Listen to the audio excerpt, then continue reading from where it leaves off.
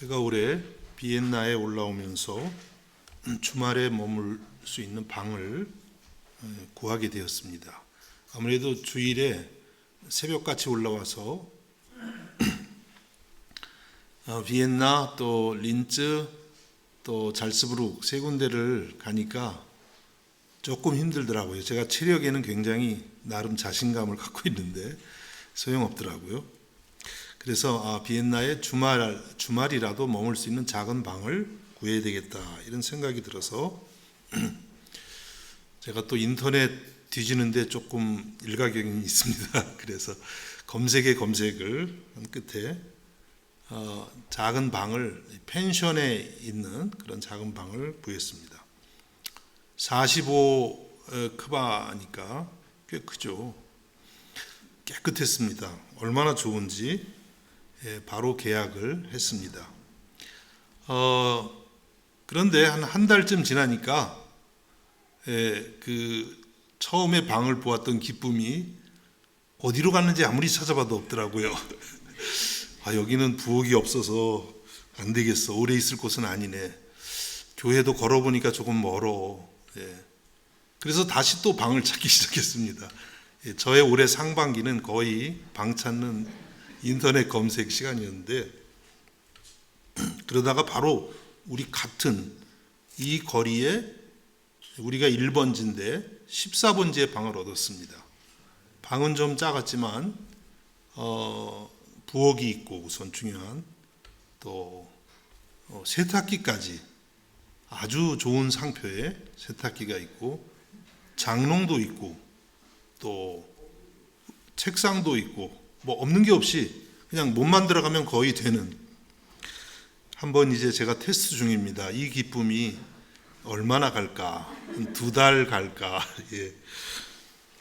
세상이 주는 기쁨은 거의 다 이렇습니다. 여러분들이 처음에는 너무 기쁘다고 하지만 한 달, 2달 가다 보면 어디로 갔는지 모르게 기쁨이 사라지는 것입니다. 그래서 우리는 지속적인 기쁨을 늘 찾고 있습니다. 변하지 않는 기쁨, 또 알아가면 알아갈수록 더 깊어지는 그런 기쁨. 누가 주실까요? 당연히 우리 예수님께서 주시는 줄로 믿습니다. 예수님은 알아가면 알아갈수록 더 깊어지고 더 놀랍고 더 감격스러운 그런 기쁨을 주시는 분입니다. 지금 우리가 빌립보서를 함께 나누고 있습니다. 여러분이 아시는 것처럼 이 빌립보서는 사도 바울이 감옥에 갇혀서, 그러니까 인간적으로는 최악의 환경에서 쓴 편지입니다. 그런데 빌립보서를 자세히 읽어보면 마치 최상의 환경에서 쓴 것과도 같습니다. 편지 곳곳에 기뻐하라, 기뻐한다, 기쁨 이런 단어들이 계속해서 나오고 있기 때문입니다. 그래서 이 빌립보서는 마치 사도 바울의 간증과도 같습니다. 신앙 간증. 내가 이렇게 감옥 안에 있는데 예수 그리스도 안에 있기 때문에 여기서도 나는 기뻐할 수 있다. 여러분 기뻐합시다. 이런 간증을 하고 있습니다. 여러분 우리들도 이와 같은 기쁨을 누릴 수 있기를 주님의 이름으로 축복합니다. 어떻게 하면 이런 기쁨을 우리들이 누려갈 수 있을까요? 오늘 말씀 보니까 1절에 끝으로 나의 형제들아 주 안에서 기뻐하라. 너희에게 같은 말을 쓰는 것이 내게는 수고로움이 없고 너희에게는 안전하니라. 끝으로 편지를 마무리하겠다는 건데요. 사실은 여기서 마무리가 안 되고 있습니다. 4장까지 이제 나가는데 사도 바울이 좀 마음이 급하셨나 봐요. 끝으로 그랬는데 4장 8절에도 보면 끝으로 다시 나옵니다. 그러니까 이 빌립보서는 어떤 논문이나 이런 어떤 딱딱한 글이 아니고 정말 사도 바울의 마음에서 우러나오는 그런 자기 고백, 또 빌립보 교회 성도들을 사랑하는 그 뜨거운 사랑 안에서 이 편지를 쓰고 있다는 것을 우리가 알게 되죠. 어쨌든 끝으로 강조하고 싶은 게 있었어요. 그게 무엇입니까?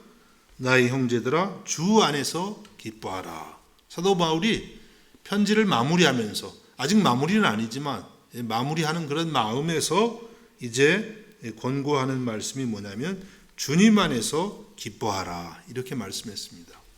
그만큼 우리 신앙생활에 있어서 우리가 주님 안에서 기뻐하는 삶이 중요하다고 하는 것입니다. 그래서 바울 사도는 너희에게 같은 말을 쓰는 것이 내게는 수고로움이 없고 너희에게는 안전하니라 그랬습니다. 같은 말을 계속 쓴다, 반복한다는 거죠. 여러분 중요한 걸수록 반복합니다. 그렇죠? 우리 여기 오스트리아에 살면 독일어를 배워야 되는데 성격이 급한 분들은 초급은 그냥 대충 하고 어려운 걸 막 하려고 할 수 있겠죠. 근데 사실은 별로 효과가 없습니다. 아주 기초를 지겨울 때까지 해서 기초가 내게 되면 그 다음에 이제 그 기초 위에 실력을 쌓아가게 되는 것이죠. 중요할수록 반복해야 됩니다. 잊어버릴만 하면 반복해야 됩니다. 그래서 사도 바울이 자꾸 잊어버릴만 하면 기뻐하라 이런 말씀을 반복해서 하고 있는 거예요. 그만큼 이 주님 안에서의 기뻐하는 삶이 우리 성도에게는 중요하다는 것입니다. 여러분 우리도 이 말씀을 우리 삶 속에서 계속해서 반복해서 묵상할 수 있기를 바랍니다. 그래서 이 말씀이 정말 내 것이 되어서 우리 안에 주님 안에서의 기쁨이 샘솟을 수 있기를 우리 주님의 이름으로 축복합니다.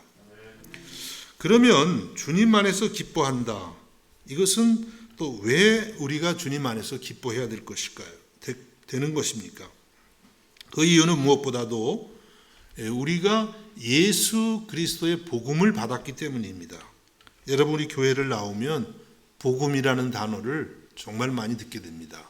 복음이 무엇인가요? 기쁜 소식, good news. 미국에 갔더니 good news라고 안 하더라고요. good news 뭐 이렇게 또 독일어로 gute Nachricht, good news, 좋은 소식.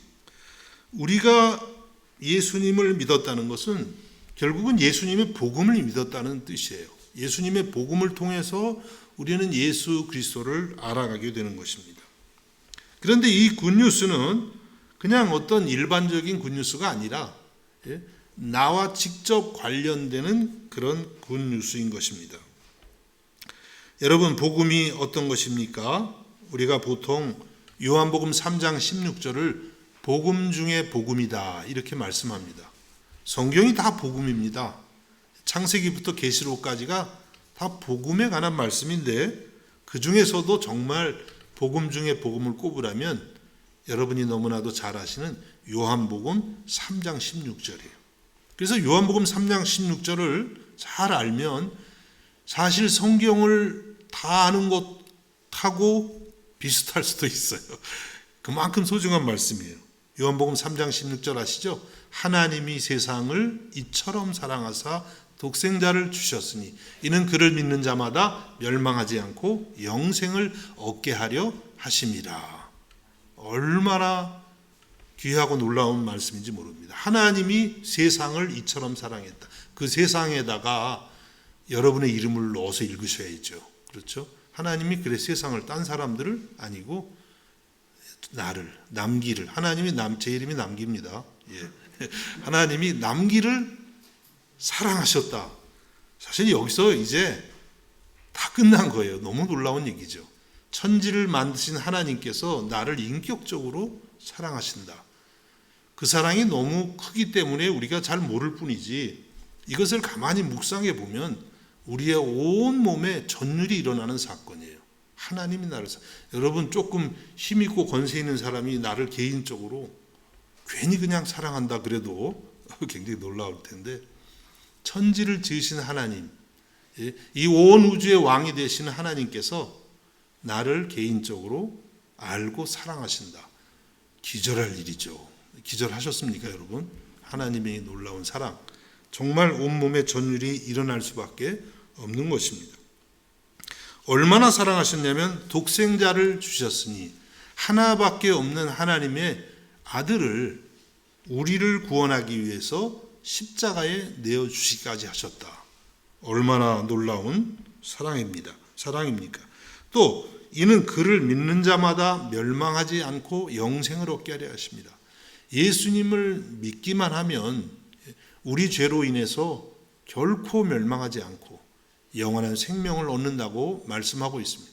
또 이 영원한 생명은 그냥 영원히 산다 이런 뜻이라기보다 영원히 살지만 우리들이 하나님 나라에서 풍성한 삶을 누리면서 영원히 살게 된다고 말씀하고 계시는 것입니다. 여러분, 얼마나 놀라운 그런 복음입니까? 우리가 이와 같이 놀라운 예수 그리스도 복음을 들었고 또 믿었기 때문에 우리의 마음에 기쁨이 솟아나는 것은 너무나도 당연한 것이죠. 나는 믿음 생활을 하는데 기쁨이, 물론 뭐 항상 우리가 기뻐할 수는 없지만 기쁨을 맛을 못 본 것 같아. 그러면 여러분들이 어떻게 해야 되겠습니까? 복음을 깊이 생각해야 돼요.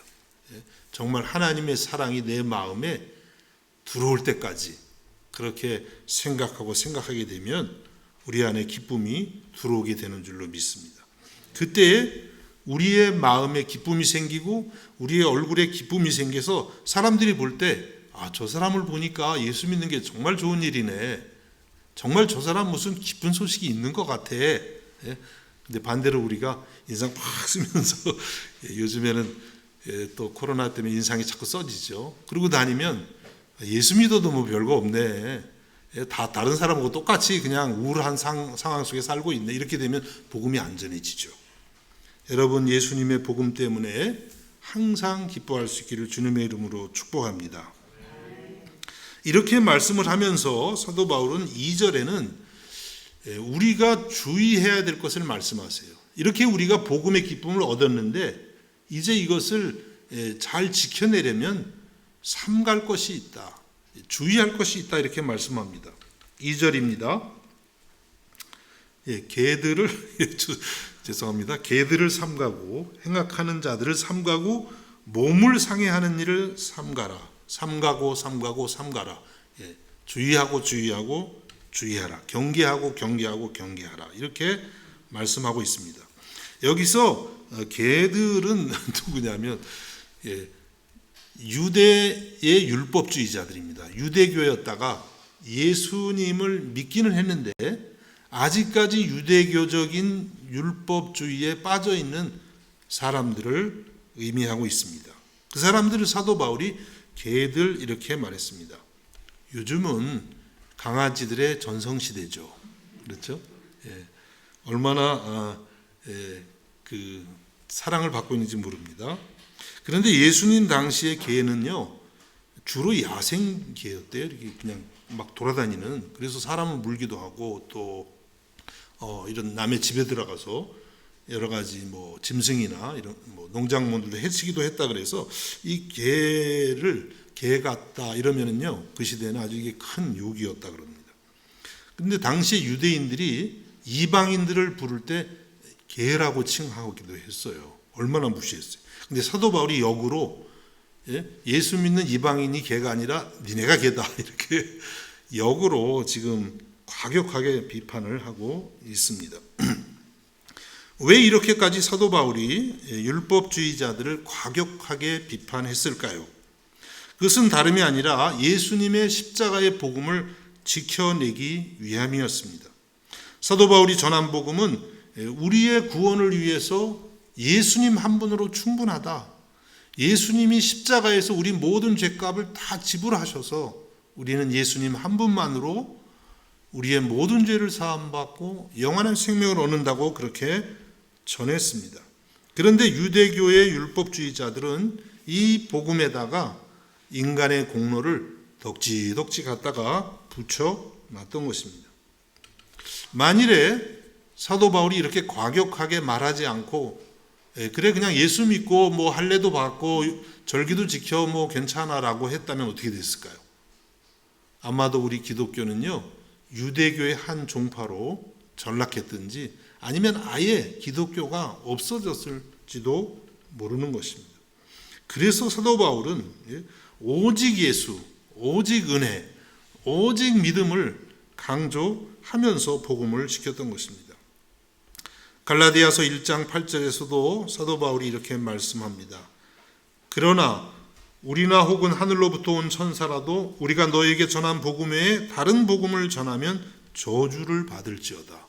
사도께서 좀 심하지 않나요? 다른 복음을 전하면 저주를 받으라. 그만큼 복음을 지키는 일이 중요했다는 것을 우리는 알게 되는 것입니다. 여러분, 우리도 어떤 면에서는 이렇게 사도 바울과 같은 마음을 가지고 율법주의적인 그런 도전과 그러한 사고들을 주의할 수 있어야만 되는 줄로 믿습니다. 여러분, 우리가 이렇게 율법주의적인 사고들을 주의해야 되는데 이것이 사도 바울 시대에만 있었을까요? 그렇지 않습니다. 우리 한국인 안에도 율법주의적인 사고가 참 많이 있습니다. 제가 청년 때 여름방학, 겨울방학 되면 친구들하고 전도 여행을 다녔습니다. 시골에 가서 복음을 전하고, 그때는 제가 그렇게 특별히 열심히 있었던 게 아니라 많이 젊은이들이 그렇게 복음을 전하러 다니기도 했습니다. 그래서 이제 한 번은 논산이라는 곳에, 여러분 외국에 너무 오래 사셔서 논산이 한국에 있는지 잘 모르시죠?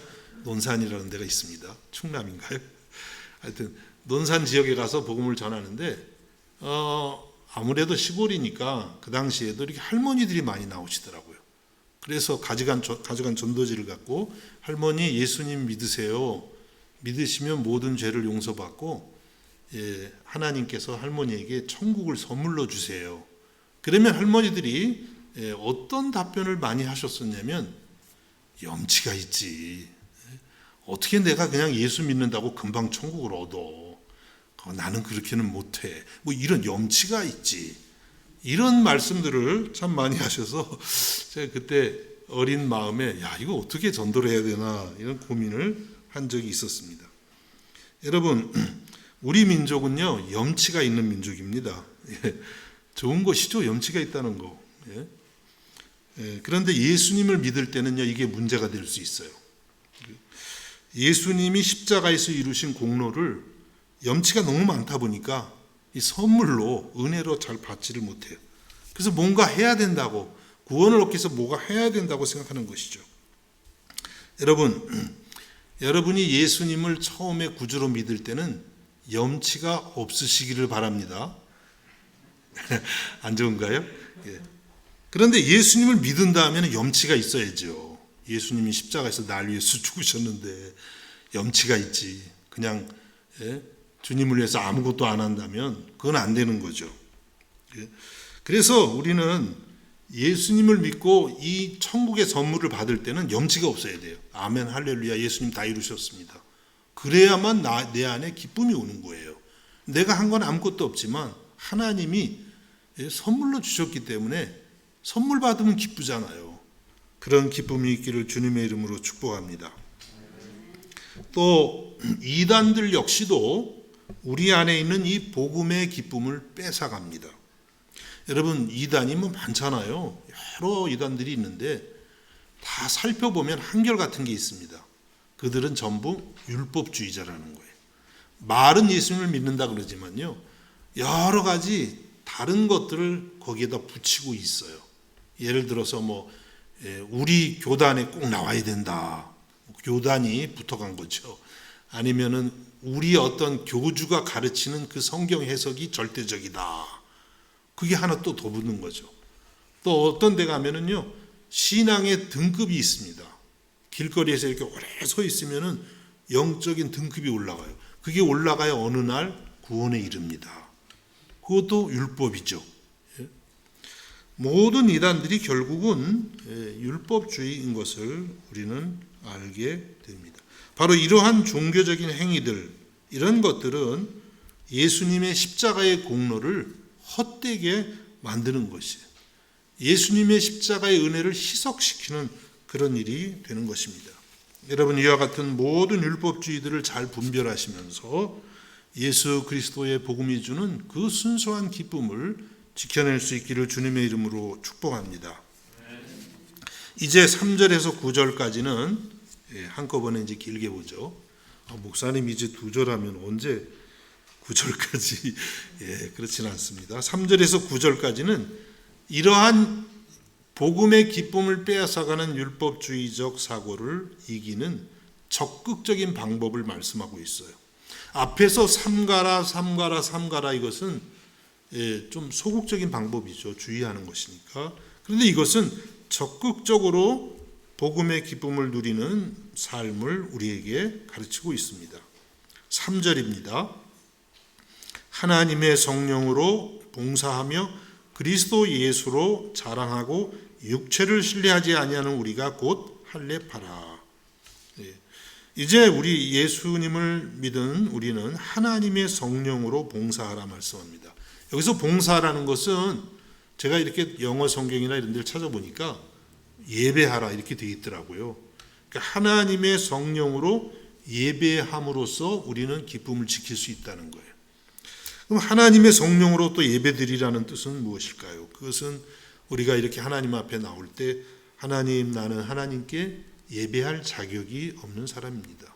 그렇죠. 우리 예배할 자격이 없어요. 어떻게 우리가 예배합니까? 오직 십자가에서 나를 위해 피 흘리신 예수 그리스도의 그 보혈의 공로 밖에는 없어요.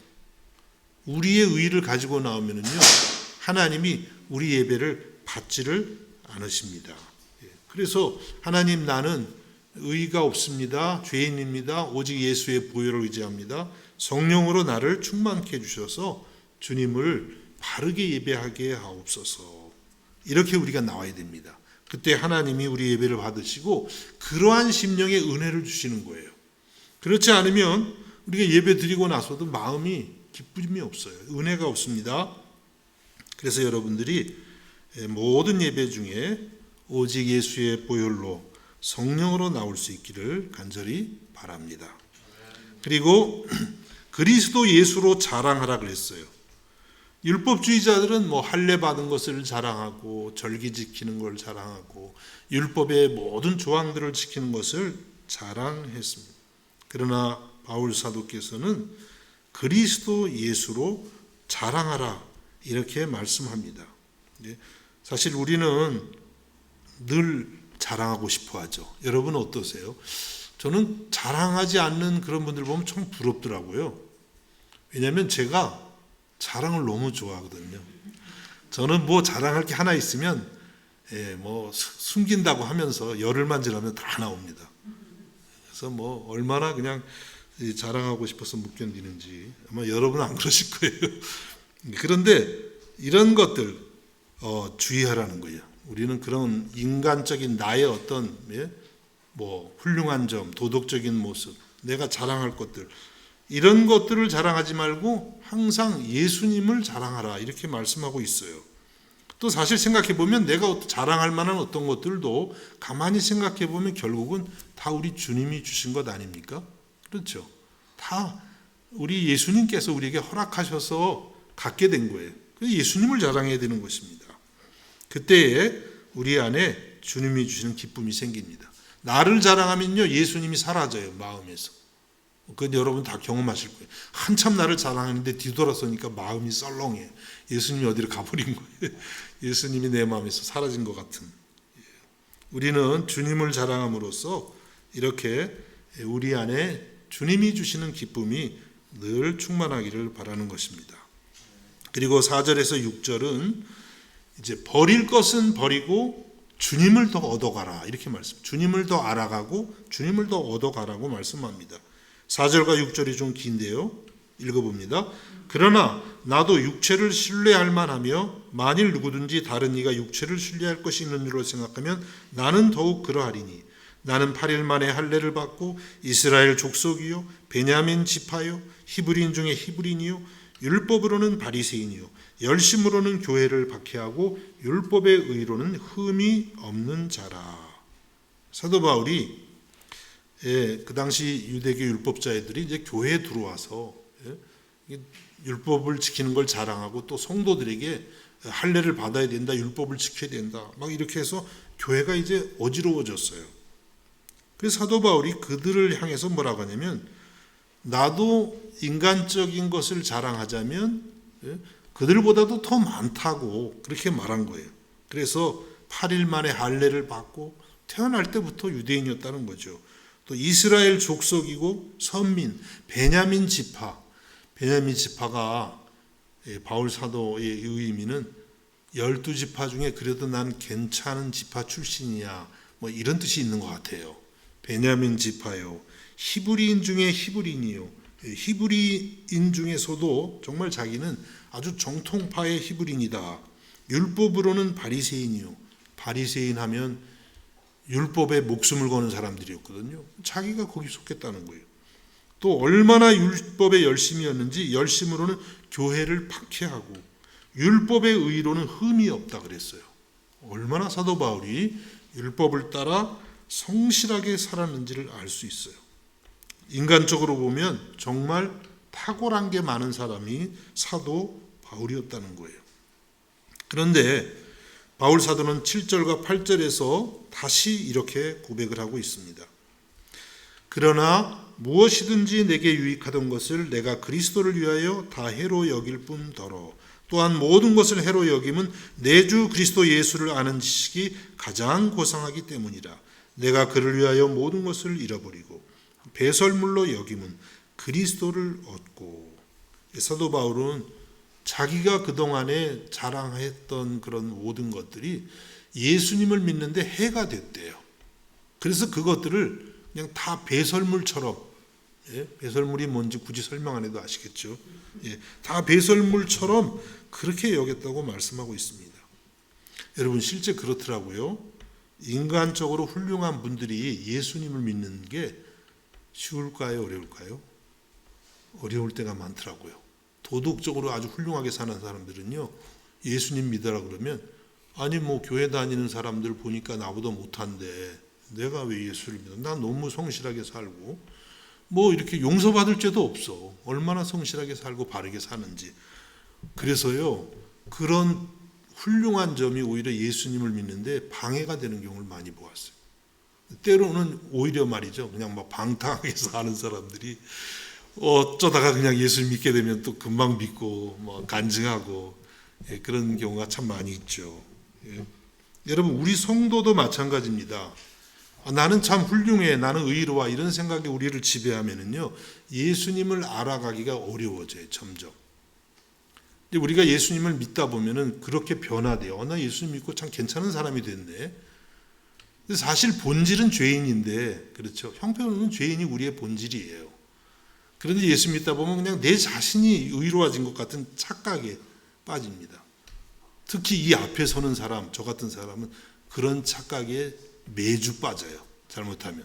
이 앞에 쓰니까 내가 되게 의로워서 쓴 것 같은, 근데 아니잖아요. 제일 죄인이라 목사를 이 앞에 세웠다고 한번 말씀드렸죠. 그걸 잊어버리는 거예요. 초심을 잃어버려요. 죄인됨을 잃어버리는 것이죠. 그러면 여러분 예수님하고는 거리가 계속 멀어지게 되는 것입니다. 그래서 우리는 우리들이 스스로 의롭다고 생각하는 것, 괜찮다고 생각하는 것을 자꾸 버려가야 돼요. 그래야만 주님을 알 수 있습니다. 사도 바울이 이렇게 했던 것은 예수님을 아는 지식이 가장 고상하기 때문이다 그랬어요. 그동안에 뭐 바울 사도가 많은 것을 알았지만 예수님 알고 보니까 비교조차 안 되는 거예요. 그런 것들이. 얼마나 예수님이 놀랍든지 그렇게 한 것입니다. 그렇습니다. 우리들도 어떤 탁월한 것을 알게 되면 예전에 어떤 것들이 무가치해 보입니다. 예를 들면 전에는 저 어렸을 때만 해도 주판을 많이 썼어요. 주산 알죠? 그 방학 때 되면 학교에서 주판 특강 이래서 막 다 배우고 주판 뭐 몇 급, 몇 단 하면 뭐 대단했습니다. 근데 요즘은 어떤가요? 계산할 때 주판 쓰는 분들이 있나요? 아마 뭐 주판 매니아가 있긴 있을 거예요. 난 지금도 주판 매니아야. 그러면서 정말 전국에 한 10명 있을지 모르겠는데 다 핸드폰으로, 그렇죠? 난 그게 핸드폰이 진짜 맞을까? 이러고 계산해요. 맞는 것 같더라고요. 뭐 곱하기 더하기, 아니 더하기 빼기 곱하기 나누기 뭐 무슨 여러 가지 루트 뭐 온갖 게 다 되잖아요. 이제 이런 것 계산기가 나오니까 주판의 가치는 죄송하지만 아주 그냥 배설물 가까이 되고 만 것이죠. 여러분 또 금반지가 한 돈이 있었어요. 얼마나 귀한지. 저는 아직 금을 가져본 적이 한 번도 없는 것 같아요. 아무리 봐도. 근데 금 한 돈이라도 굉장히 귀하지 않을까요? 근데 어떤 분이 와가지고 다이아몬드 이만한 덩어리 하나를 주면서 바꾸자고 그랬어요. 또 금이 너무 또 귀하다고 안 바꾸면 참 안 되는 거죠. 바꿔야죠. 얼른 바꿔야죠. 그 다이아몬드를 딱 갖고 보면 그때 갖고 있던 금은 어때요? 배설물처럼 여겨져요. 여러분 지금 다이아몬드의 그 가치를 모르니까 아직 수긍이 잘 안 가시는 것 같은데요. 그렇게 되고 마는 것입니다. 여러분 우리가 예수님을 알아가면 알아갈수록 세상에서 내가 귀하게 여겼던 것들이 다 그렇게 여겨지는 거예요. 예수님을 모르면 그게 그냥 다 귀해 보여요. 명예도 귀해 보이고 뭐 돈도 귀해 보이고 뭐 세상 것들이 그냥 다 좋아 보여요. 그렇게 좋아 보일 수가 없어요. 근데 예수님을 알아가면 알아갈수록 그런 것이 정말 아무것도 아니구나. 배설물처럼 여겨지는 것입니다. 이렇게 되어야만 우리가 진짜 예수님을 알아간다고 말할 수가 있습니다. 여러분 이와 같은 은혜가 여러분에게 있기를 주님의 이름으로 축복합니다. 날마다 버릴 것을 버리시기를 바랍니다. 그동안 내가 가치를 두었던 것, 그동안 내가 최고로 여겼던 것들, 어쩌면 우상처럼 섬겼던 것들, 그런 것들을 여러분이 주님 앞에서 내려놓기를 바랍니다. 예수님 한 분으로 충분하고 만족할 수 있기를 바랍니다. 또 이런 말씀을 드리면 어떤 분들 생각이 다 버리면 난 뭘로 살아? 걱정 안 되시나요? 버리면? 근데 여러분 우리가 버린다는 것은 사도 바울이 뭐라 그랬어요? 그리스도를 얻는 것이라고 했어요. 예수님이 누구십니까? 모든 것에 모든 것이 되시는 분이에요. 하나님께서는 은도 내 것이고 금도 내 것이라 그랬어요. 예수님 안에 다 있어요. 우리가 버린다는 것은 모든 것에 모든 것이 되시는 예수님을 얻음으로 진정한 부자가 되는 것을 의미합니다. 여러분 이와 같은 은혜가 있기를 주님의 이름으로 축복합니다. 이제 마지막으로 9절을 살펴봅니다. 우리에게 지속적인 기쁨이 있기 위해서는 오늘 9절 말씀을 봅니다. 그 안에서 발견되려 함이니 내가 가진 의는 율법에서 난 것이 아니요 오직 그리스도를 믿음으로 말미암은 것이니 곧 믿음으로 하나님께로부터 난 것이라. 그 안에서 발견되려 함이니 예수님 안에서 발견되고 싶다 그래요. 사도 바울이. 다른 말로 하면 내가 누구인가를 예수님 안에서 알아가고 싶다. 나의 정체성을 예수님 안에서 알아가고 발견하고 싶다. 이렇게 지금 바울이 고백을 하고 있습니다. 이제 사도 바울은 예수 안에서 자신을 새롭게 발견하고 있습니다. 과거에는 율법 안에서 자신을 발견하려고 그랬어요. 율법주의자였어요, 사도 바울이. 그때는 진정한 자기를 알지 못했습니다. 어떻게 하면 내가 율법을 잘 지켜서 하나님 앞에 혼나지 않고 하나님 기쁘게 해드릴 수 있을까? 쩔쩔매면서 살았죠. 마음에 평안이 없었습니다. 기쁨이 없었습니다. 그런데 이제 예수님을 믿고 나니까 자신이 예수 안에서 얼마나 존귀한 자인지 알게 됐습니다. 그리스도 안에서 하나님의 무조건적인 사랑을 받는 하나님의 자녀라는 사실을 알게 되었습니다. 또 그리스도 안에서 오직 예수님만을 믿어서 의롭게 된다는 사실도 알게 되었습니다. 그리스도 안에서 예수 그리스도의 종이 되는 영광을 얻게 되었습니다. 또 그리스도 안에서 세상에서 가장 의미 있고 가치 있는 일, 예수님의 복음을 전하는 사명자가 되었습니다. 사도 바울은 이렇게 예수 안에서 자기를 새롭게 발견하고 있습니다. 이것이 사도 바울의 새로운 정체성이었고 자존감이었고 행복이었고 기쁨이었던 것입니다. 비록 지금 그는 감옥에 있지만 감옥 안에서 자기를 보는 게 아니라 그리스도 안에서 자신을 발견하고 기뻐하고 있습니다. 여러분 우리들도 날마다 이와 같이 그리스도 안에서 우리를 새롭게 발견해 가기를 원합니다. 세상이 나를 바라보는 거기에서 나를 찾는 게 아닙니다. 세상이 나를 바라보는 걸 자꾸 생각하면 우울해지죠. 내가 아무것도 아닌 것 같고. 그렇죠? 사람들의 평가도 아닙니다. 내가 가진 것도 아닙니다. 내가 이룬 것도 아닙니다. 오직 예수 그리스도 안에서 나를 새롭게 발견해 갈 수 있기를 간절히 바랍니다. 그때에 참되고 지속적인 기쁨이 여러분 안에서 솟아나게 되는 것입니다. 그리하여 이 복음의 기쁨을 증거할 수 있는 저와 여러분이 될 수 있기를 우리 주님의 이름으로 축복합니다. 기도하겠습니다. 여러 가지 어려운 환경 속에서도 예수님 안에 우리가 있기에 기뻐할 수 있음을 감사드립니다. 주님의 복음이 주는 이 놀라운 기쁨을 날마다 더욱더 알아가게 해주시고 우리 자신을 주님 안에서 새롭게 발견해가는 은혜를 허락하여 주옵소서. 예수님의 이름으로 기도하옵나이다. 아멘.